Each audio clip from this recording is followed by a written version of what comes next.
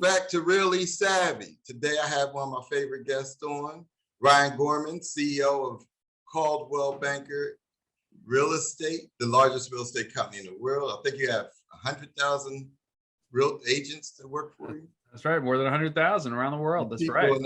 Acquisitions, so I can't keep up. So yes, sir, and thank you, because with all those people calling you, I always appreciate you taking time to come on Really Savvy. Oh, my pleasure. My pleasure entirely. Thank you. No problem. I know you're pressed for time, so what I'm going to try to do, I have 3 questions for you if you have time. I know you get very well thought through and provocative answers. So the last time you were on was about a year ago, and a lot has changed in the market. A lot is hovering with the news today and the daily news of Russia, everything happening in Europe, everything that could potentially happen in the Far East with China potentially invading Taiwan. What do you, I mean, how much has changed? How will that everything potentially affect the market? What's going on with the market now? Well, it's an interesting thing. It's, the past year feels like a bit of a decade, really, in terms of how much has gone on. But when it comes to our business, really, the business of homes and hopefully creating home ownership for folks, not a lot has changed. So at the very fundamentals, when we talked a year ago, the market was on fire and things were kind of crazy. And it was kind of like, well, what's going on? How long is this going to last? And how long will we keep having people moving, from cities to suburbs, et cetera? And I think what's happened now is people realize this actually is fundamental demand. For the most part, this is actually people wanting to change something about their lives, like where they actually, wake up every morning, where they're raising a family, or where they're retiring, and they're able to use, technology like this to maybe commute a little bit less often than they were before. So maybe that means they can move a little farther out than they did before, maybe a little closer to family, or maybe that family member who is living on their own can move in with them. These are all just life changes. And in real estate, fundamentally, for decades and decades, what's driven real estate demand has been life changes for the most part, right? People getting married, people, having kids, kids moving out, people getting divorced, the family members moving in, all that kind of stuff. And we just saw a massive acceleration of all of those changes, right? So a lot of them very positive life changes, something much more challenging, of course, with illness. But what I think has happened is we've kind of gotten accustomed to it. We've kind of settled in a little bit to a place where, people have more options, they're taking advantage of them. It's no longer people just moving out of cities or into cities. A few years ago it was, hey, everyone's moving into the city. Then it was everyone's moving out during the pandemic. And now it's, people are just optimizing for their own lifestyle. For some people it's in a city, for some people it's not. For some folks, they have a place in the city and maybe, a place in the suburbs or a rural market or a vacation market. And so what we've really seen is almost no matter what's happening in the world, and a lot has happened in the world. I mean, you mentioned some crazy things that just happened in the past 2 weeks, and we've had 52 weeks, since a year ago. No matter what's going on in the world, home still matters tremendously. Mortgage rates were affordable, still are very affordable, even though they're up a little bit. The US government still really wants people to own for the most part. So they're subsidizing the secondary mortgage market and still trying to drive some of that home ownership demand. And the value of home has probably never been higher. So while an enormous amount has changed, the overall fundamental value of home ownership hasn't, and that's still driving a very strong market. Now, it's not enough inventory. Some of the markets that best. Now, you know the markets up near me, really well from time gone by. And the markets where you are today, where there's a lot more building possibility and a lot more inventory that can be put in. If you can find the labor and find the lumber, then you can do that. But a lot of other markets are just more constrained. So you're not able to build enough to kind of come anywhere close to meeting that demand. And the markets best, you can't meet that demand either, right? I mean, there's just too many people coming in, right? So even though you can build, you've got 10 people who want every one house that's built, right? So I think that's remaining strong. And I think as we go into 2022 and talk about some of what we're going to foresee there, it really rides on that fundamental demand, almost no matter what's happening in the world. How do you see the potential with inflation? Do you see that having a large impact on where we're at right now? Yeah, so it has to a degree. So inflation is like a tax, right? It takes a bite out of everyone's budget, right? In some cases, that's a manageable tax because wages have grown to be able to offset that. So we've seen actual real inflation adjusted wage growth in a lot of parts of the economy. So in those cases, yeah, we're okay. Where the inflation is especially acute in some areas, like some of the technology sector or lumber for new construction and whatnot, we've seen a real impact. Like people are basically not able to build as many computers, not able to build as many homes, or they're building smaller homes or delaying construction, those kinds of things where we've seen some real impacts. There's a lot of debate about whether inflation is driven by the sort of logistics breakdown. A factory in China shuts down for COVID for 3 weeks, that backs up production, and suddenly there's scarcity of demand, and that drives inflation. But that factory is going to come back online and start production again, and so eventually those things will start flowing. So it feels a little bit more like a temporary demand or temporary inflation. Other inflation driven by the Fed putting more money into the economy, right? The government sort of putting money out through some of the programs where they're doing a lot of the debt buying and not putting fundamental money into the economy that's tough to extract back out. That kind of inflation sticks around for a while. To me, it's a little bit beside the point, sort of what's causing it. It's here. I thought it was mostly driven by some of the logistics concerns, and I still think that's true. That was a large part of what was really driving it. Demand up while logistic challenges existed, and the Fed's input was a little bit less of a concern. But that's still part of it, and it's going to continue for a while. So I don't think it's going to spike massively. What you're going to see, though, is headlines that show it spiking massively. You're going to see headlines showing like, wow, inflation is now like higher than it's been in 40, 50, 60 years. And while that's true, it was true months ago too. It's just the way the Fed measures inflation. There's some lagging indicators there. So for instance, how rent is factored into it kind of lags, and there's some smoothing that they do to make sure that there's not volatile reporting that takes place. So people will see a big headline, they'll think, wow, how's that going to impact the future? But the reality is that's probably been true for 4, 6, 8 months. So it's actually been already baked into people's patterns, buying patterns, and their various behaviors. And we're not seeing massive changes there. People are going out to eat a little bit less. They're buying a little bit less in the way of electronics. They're able to buy, fewer new homes, but demand is still high enough that the overall throughput in the economy is basically the same. The one thing that you didn't mention in affecting the economy that I mentioned with the potential internet global unrest. What happens with the cost of fuel?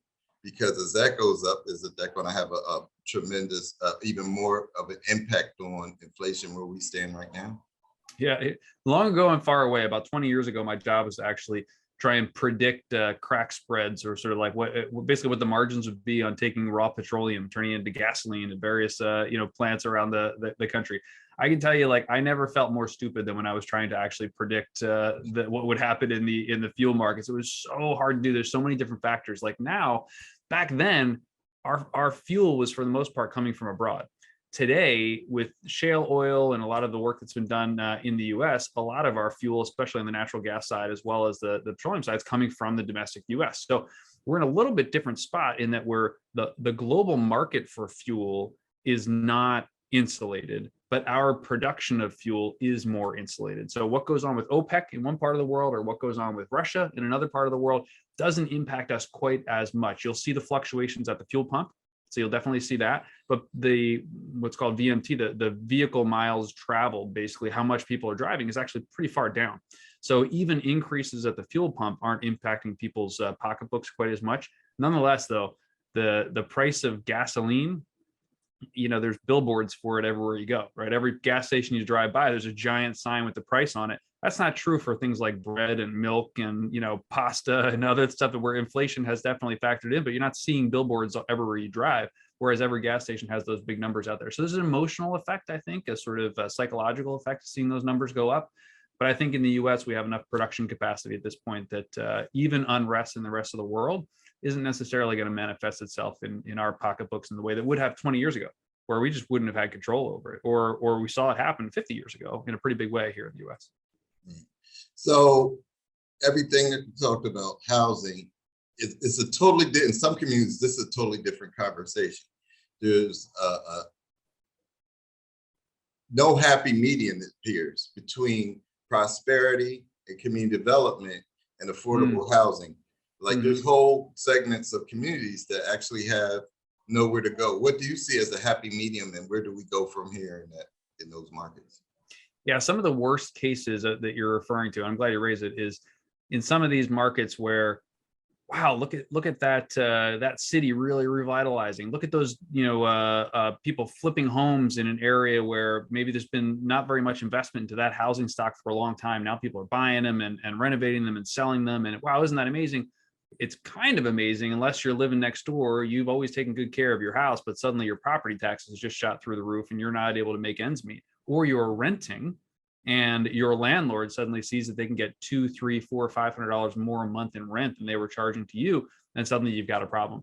Typically, where that happens, and it does happen quite a bit, you're right, those folks are having a very different experience right now. But typically, where that happens is where there's been, for instance, gentrification and renovation, but not construction. So there hasn't been new homes constructed that are actually affordable. And we see that all across the board, right? So for the most part, where development pencils out, it's not particularly affordable. It's usually kind of that upper middle end or even higher in terms of the affordability, whether it's rental or purchase, homes for sale. Both of those two things end up being a little bit on the higher end. So what I would love to see is a lot more concerted effort. There is money that can go into affordable housing, and certainly the federal government has some programs that align to that. But there's a lot of development money and investor money out there that can be driven toward housing that is affordable. But it really requires a lot more collaboration than we sometimes see today. So in one of those communities where you're seeing home prices go up a lot, if the city or county, or in some cases state, are really collaborating with the development community to say, here's the outcome we want. We want 4,000 new units in this area in the next 10 years that are affordable. And we're going to do some things to help you make that happen. Like, we're going to cut through some of the red tape. We're going to have one-stop permitting process. We're going to have design build approvals all going through one channel. So we're going to have community input, something that is usually, oftentimes community input is brought in and it stops a project, or it's totally ignored and it's steamrolled over a community. Those are both bad answers. Right? We're going to bring community input into the front end of the process to develop a master plan for this area with the neighborhood, with the neighbors, and say, okay, you all agree, not all, there's never unanimity, right? But there is consensus perhaps. We all agree that we want up to 4 stories of form-based code approved along the main thoroughfare, around where the stores are, where we can really put some density into it. We want that to go down, as you get farther away from the main road or farther away from the train station, to a place where we allow like duplex, triplex, and maybe quads, at least 1 blocks away from the transit-oriented community. And we're going to allow middle, what's called missing middle housing. We're going to allow people to take what was a single family zone property and make that a duplex, or make that possibly a triplex. That kind of thing allows, for instance, that homeowner who saw the development around them and thought like, man, my property taxes are going to get so high, I'm going to be priced out, to say, you know what, I'm going to invest a little bit in converting my basement into an apartment and get some rental income into this property to more than offset my property tax increases. I can now because the township just allowed me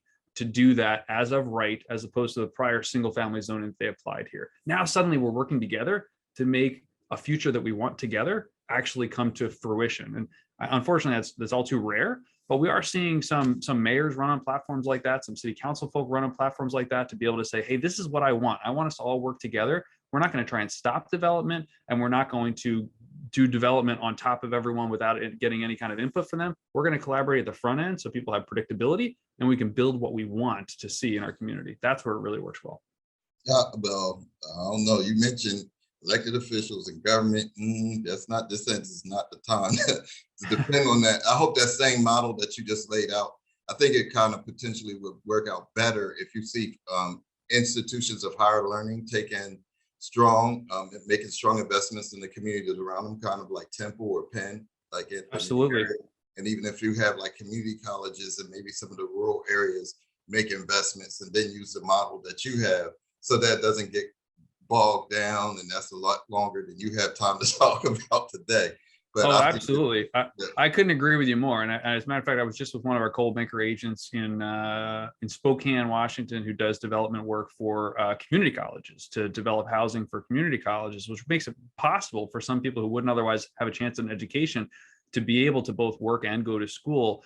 And it requires super deep collaboration, but it can be done really, really efficiently. And you mentioned, for instance, Penn and Temple, which both schools have done a lot of collaborating with they're both very large employers in their city. Forget about just the students and the professors. Right. They both have, they have health complexes that employ tens of thousands of people, and they go to those nurses and interns and other doctors and janitors and everybody else and say, hey, if you're willing to live within, a certain proximity of our healthcare facility, we're willing to give you maybe 115% mortgage, or subsidize some rent, or do something to make sure that you can live in the community where you can walk to work, and you feel like you're having a really good experience here. They've really done some great work. Yeah, and that's important to go past just the student population, because that's, in some communities, that's a whole nother, that's an issue in Absolutely. itself. Right. Absolutely. So, I'm not going to hold you. You've given so much education today, and thank you for helping make my audience real East savvy. Until next time. My pleasure. Yes, sir. Thank you. Welcome to Really Savvy.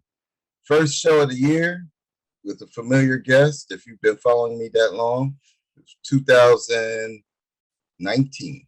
Last time we met, Tami Bonnell, co-CEO of Exit Real Estate International. Thank you, Tami. We were just talking off camera.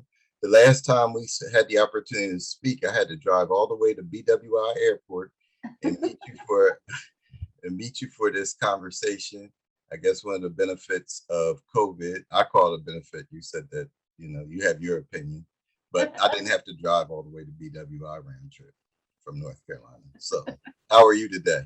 I'm doing really good. And I do think that there's some huge benefits to Zoom and all of these other ways of being able to meet. I just think that people still really need people sometimes. And so we need to make sure that we have a healthy balance. Yeah. Now I'll start off with our last interview. I went back and watched it, and a lot has changed in the real estate industry since then. A lot has changed in the world since then, but especially in the real estate industry. And during that conversation, we talked about the amount of real estate transactions being between 4.8 and 5.5 transactions a year. Where are we now in this hyper active real estate market that we've been living in? We're actually over 6 million. And that's an extreme number. It's the largest number. It even surpassed 2007. And so I think that, but there's also a huge amount of pent up demand. And so that I see this year and probably into the following year, we're going to continue down that path because there is so much pent up demand. Well, how is the market going to handle you talk about pent up demand, the lack of inventory? Well, I think the lack of inventory is going to shift, and for a couple reasons. One, there are an awful lot of people that bought during COVID with extreme emotion. And so some of those people are having buyer's remorse. In fact, first-time home buyers, it's over 60% that have buyer's remorse because they either spent too much money and they don't have enough money in reserve for the things that they need to do, or they just bought so emotionally that it's not really good logistically compared to where they work and kids go to school and that kind of thing. And there's actually even baby boomers that have had some buyer's remorse. But we'll also see some people that are struggling financially, that now that mortgage companies can collect mortgage payments again, so some of those people will also choose to list. And I think there's a few wild cards out there. One of the things that I see, about 72% of investors are mom and pop shops. And so they own anywhere from 5 to 15 properties on average, those mom and pop shops as a general rule.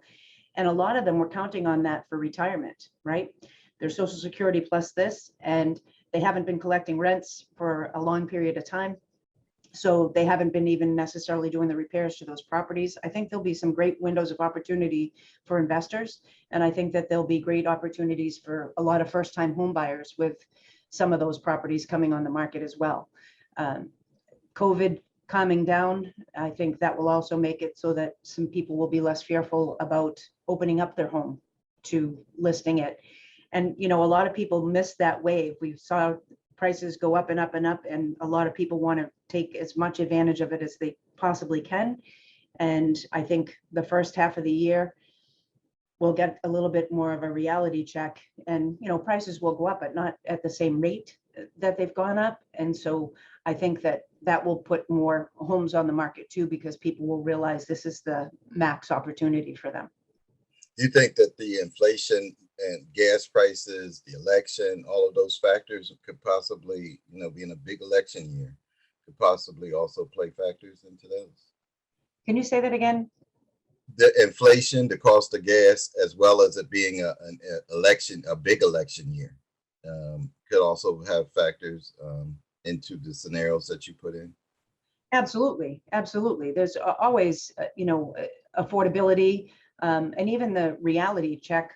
A lot of people moved very far out from where they work. And when they're satelliting from home, that was okay. And there are going to be a lot of people that are going to still be able to work from home. But we're finding that a lot of people would like to spend half to 65% of their time going back into the office because they miss being around people. And they seem to brainstorm better and collaborate better. And so when they start to see that commute and the cost of that commute and that kind of thing, I think there'll be an impact there for sure. Now, this is something that we've spoken about before offline. Some of the words that you're using as far as opportunity, economic development have total different realities in certain communities. What do you see as a happy medium between those and affordable housing and affordable and fair housing? Well, I think that one of the best things in regard to fair housing is that it's being talked about nonstop. And that means that something has to be done about it, right? It's being brought up from every angle. It's being brought up in politics. It's being brought up in communities. It's being brought up at planning boards and municipalities.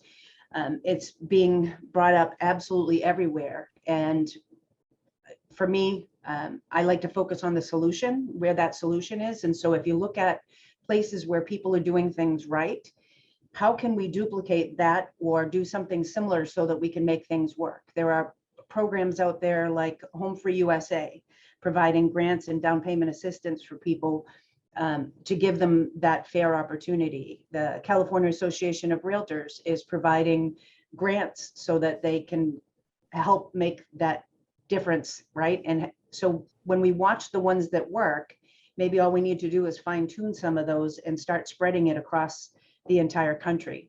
I'm seeing a couple things that make me optimistic. Freddie Mac looked at what's the solution for even equal pay, right? And getting fair pay. So they don't ask anybody what they got paid in their prior job. They just pay them what the going rate is. So they solve that problem of having people be underpaid. Everyone is going to get that same paycheck based on the qualifications for that specific job. If we did that in more places, we would actually raise income in a lot of these underserved communities that the income needs to be raised. So we need to ask those questions. As far as affordable housing goes, even companies are getting into buying properties to make sure that they can keep employees. So with the big resignation that happened through last year, with having there be a shortage everywhere you look, there's help wanted signs all over the place, right? In order to hang on to really good employees, people, Facebook, Amazon, a lot of companies are actually buying up land to build properties so that they actually have affordable housing for their employees. Talk about an attraction to be able to bring in really good people. But if we see it work in one place, it can work in another place. There are communities that are doing special programs for down payment assistance for first-time home buyers. And so what we need to do, instead of going to the race to the bottom and finding all of the things that are at the bottom, we need to look at all the things that are working out there. My one word for 2022 is solution. I only want to focus on solutions. I want to focus on where the possibilities and where those opportunities are. And so if we see these private companies doing things, if we see the Association of Realtors doing things in different marketplaces to make sure that we're focused more on fair housing, and instead of catching somebody doing something bad, let's catch somebody doing something good and do more of it. I think that we'll be able to spread it a lot more across the country. And I think that that's going to make a huge, huge difference. We see new construction is up about 15%. It's probably going to go up a little higher. And I think that there's going to be a lot of municipalities that are going to permit, as long as people have some segment of fair housing, some segment of affordable housing in with what it is that they're offering. So I think I'm optimistic as long as people focus on the solution and don't keep going back towards the problem. Let's focus on the solution and where there are things out there. We have so many people having the conversation. It actually really reminds me all the way back to the Me Too movement that there are so many people talking about it. It's the elephant in the living room. It has to be addressed now. It absolutely has to be addressed now. We can't keep having this separate so that it's either people really, really high income and low income and nobody in the middle. That's not going to work for families. That's not going to work for our country. And I think that people are really serious about making sure that it's fair and equitable for everybody. I think it's going to impact the elections for sure. And that goes back to something that we were talking about earlier. You mentioned the corporations purchasing homes. I'll assume that it will add to the inventory once that the value of those homes that they bought and own in portfolio starts to go down, that'll affect about a lot of properties going back onto the market too. Yes, it's going to affect properties going back on the market. We're seeing a lot of things that future tense. We're seeing a lot of things that we've never seen before. COVID made people go out and buy on sheer emotion. And some of it was good because it forced us to be able to do a lot more things virtually, right? The consumer has always wanted speed and transparency, and it's providing us that opportunity for us to have speed and transparency. That's a terrific thing.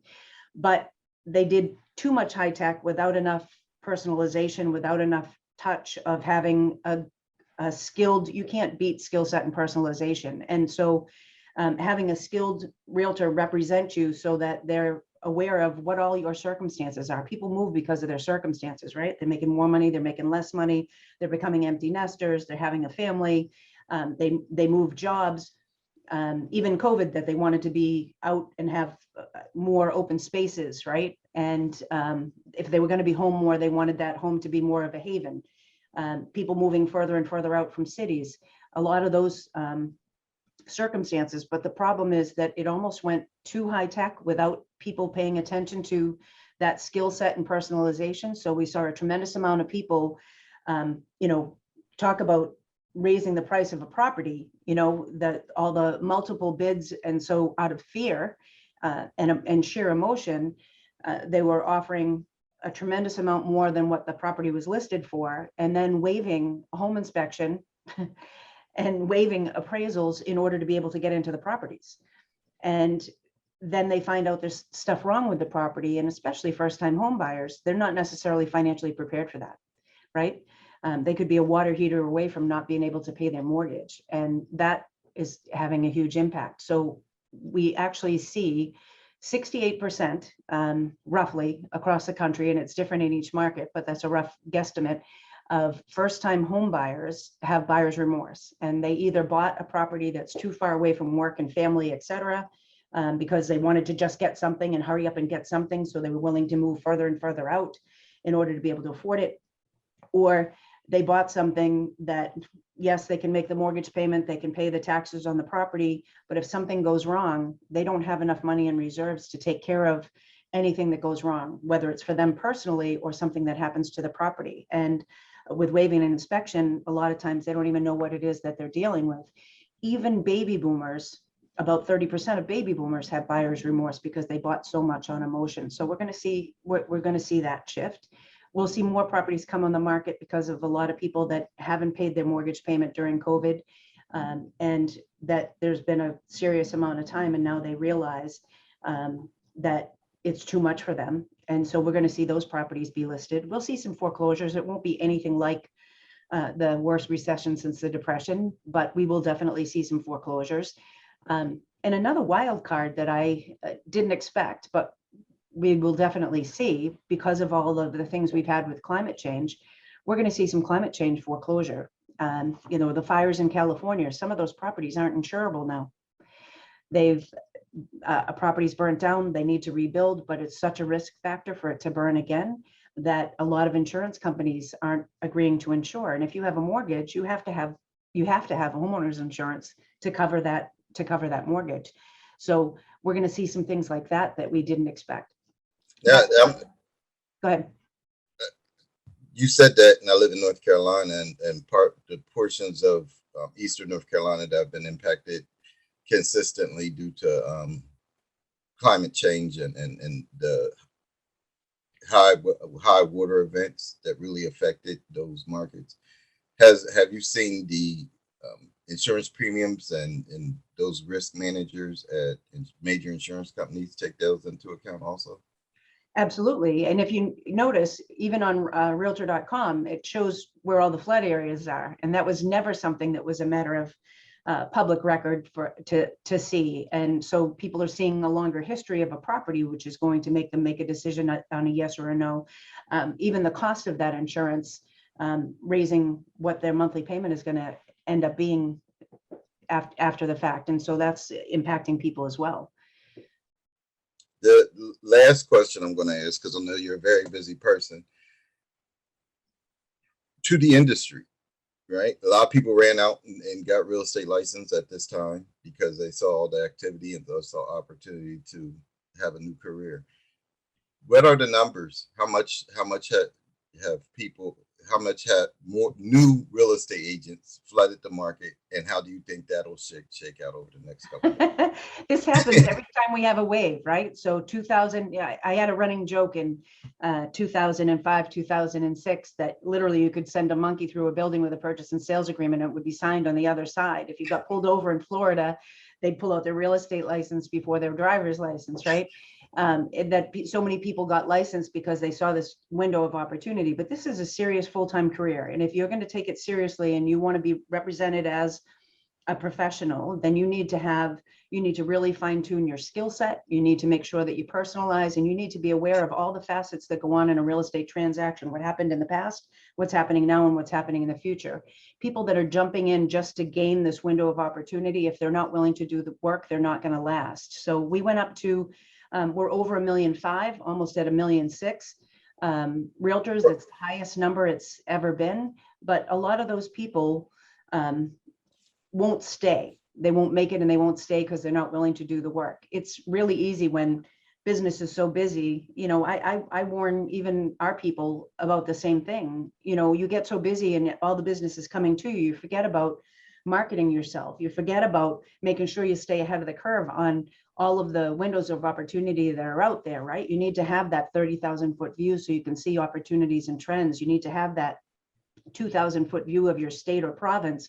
You need to have that street level view of what's going on in your own marketplace that you can represent. And there are always opportunities for people that are willing to do the work, but the people that just want to come in and take advantage of it for this short window of time, because it is so easy to get a real estate license, a lot of those people won't make it, just like in the past, right? They come in when the market's hot and then they disappear when the market slows down.